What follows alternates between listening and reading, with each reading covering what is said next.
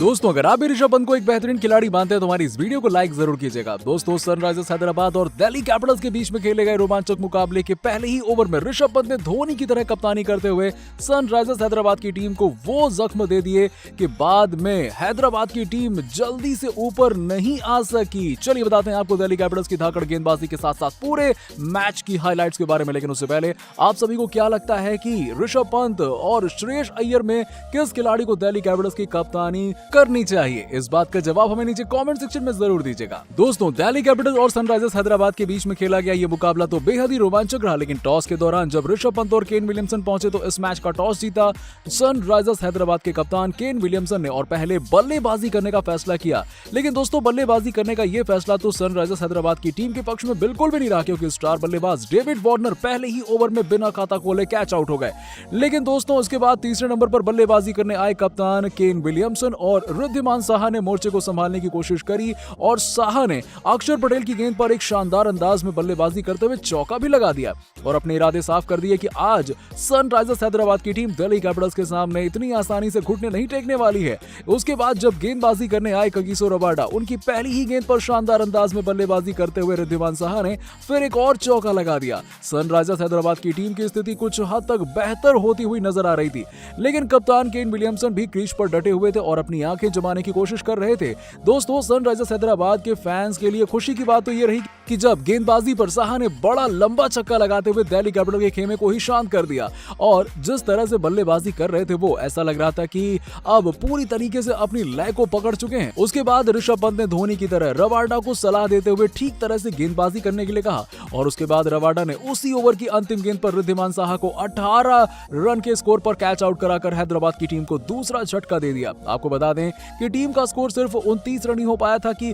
इसके बाद दो बड़े विकेट दिल्ली कैपिटल्स की झोली में आ चुके थे। यहां से दिल्ली कैपिटल्स की पकड़ तो हैदराबाद के ऊपर पूरी तरह से बन चुकी थी और क्योंकि दबाव कम हो चुका था और बल्लेबाजों के लिए रन बनाना काफी ज्यादा मुश्किल हो रहा था और शुरुआती पावर प्ले भी खत्म हो चुका था, जिसका फायदा हैदराबाद की टीम तो उठा ही नहीं पाई थी। लेकिन दोस्तों, इसके बाद क्रीज पर बल्लेबाजी करने आए केन विलियमसन और मनीष पांडे ने मोर्चे को संभालते हुए स्कोर को आगे बढ़ाया। दिल्ली कैपिटल की पूरी टीम पूरी तरह से हैदराबाद के ऊपर हावी हो चुकी थी, क्योंकि शुरुआती 7 ओवर के बाद हैदराबाद की टीम का स्कोर 39 रन ही हो पाया था। लेकिन दोस्तों, उसके बाद मनीष पांडे और केन विलियमसन ने अपने हाथ खोलते हुए स्कोर को तेज गति से आगे बढ़ाने की कोशिश की। सनराइजर्स हैदराबाद की टीम कुछ हद तक इस मुकाबले में वापसी करती हुई नजर आ रही थी। टीम का स्कोर 80 के करीब हो चुका था और बल्लेबाजी करने आए थे केदार जाधव, जिन्होंने अच्छी बल्लेबाजी करते हुए तेज गति से स्कोर को आगे बढ़ाया, जबकि अंत में जेसन होल्डर ने भी अच्छी बल्लेबाजी करते हुए सनराइजर्स हैदराबाद की टीम के स्कोर को अपना योगदान दिया। टीम का स्कोर सम्मानजनक स्थिति में जाता हुआ नजर आ रहा था।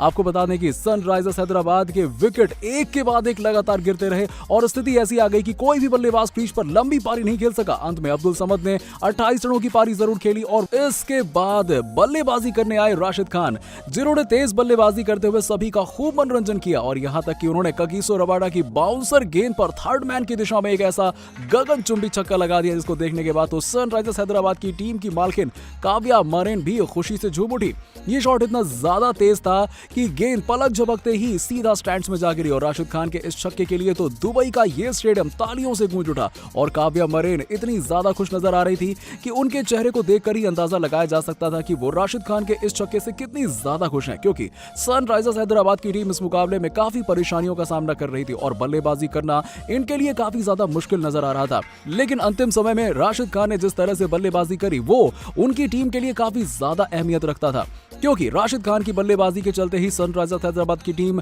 एक सम्मानजनक लक्ष्य तक पहुंचने में कामयाब रही। लेकिन दोस्तों, काव्या मरेन मैदान पर राशिद खान की बल्लेबाजी को देखकर तो बेहद ही खुश नजर आए और तालियों के साथ उन्होंने राशिद खान का हौसले अफजाई की। राशिद खान ने अंत में 22 रनों की तेज पारी खेली, जिसमें उन्होंने 2 चौके और एक गगनचुंबी छक्का भी लगाया और ये 22 रन हैदराबाद की टीम के लिए काफी महत्वपूर्ण है, जिसके बाद हैदराबाद की टीम 20 ओवर में 135 रन बनाने में कामयाब रही। लेकिन दोस्तों, आपको बता दें कि लक्ष्य का पीछा करने करने उतरी दिल्ली कैपिटल्स की टीम की शुरुआत तो इस मुकाबले में अच्छी नहीं रही, क्योंकि सलामी बल्लेबाज पृथ्वी शॉ 11 रन बनाकर आउट हो गए। लेकिन दोस्तों उसके बाद तीसरे नंबर पर बल्लेबाजी करने आए श्रेयस अय्यर और शिखर धवन के बीच में एक शानदार साझेदारी देखने को मिली। शिखर धवन तो इस मुकाबले में शुरुआत से ही ताबड़तोड़ अंदाज में बल्लेबाजी करते हुए नजर आए। उन्होंने कई शानदार चौके भी लगाए, जिसके बाद सारा दबाव सनराइजर्स हैदराबाद के गेंदबाजों के ऊपर आ चुका था और उसके बाद क्रीज पर अपनी आंखें जमा ली और फिर धवन के लिए बल्लेबाजी करना और भी ज्यादा आसान हो गया। बता दें कि सनराइजर्स हैदराबाद की टीम के सबसे खतरनाक गेंदबाज माने जाने वाले राशिद खान की फिरकी गेंदबाजी का भी शिखर धवन पर कोई असर नहीं पड़ा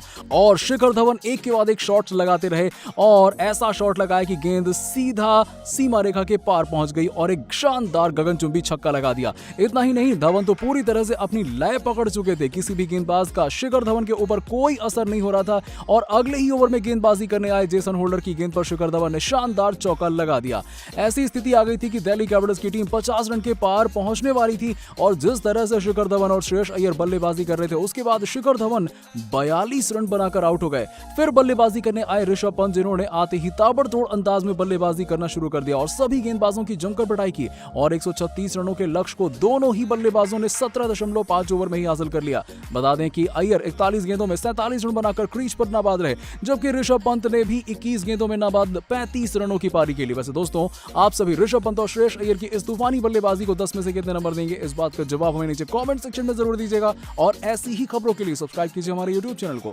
धन्यवाद।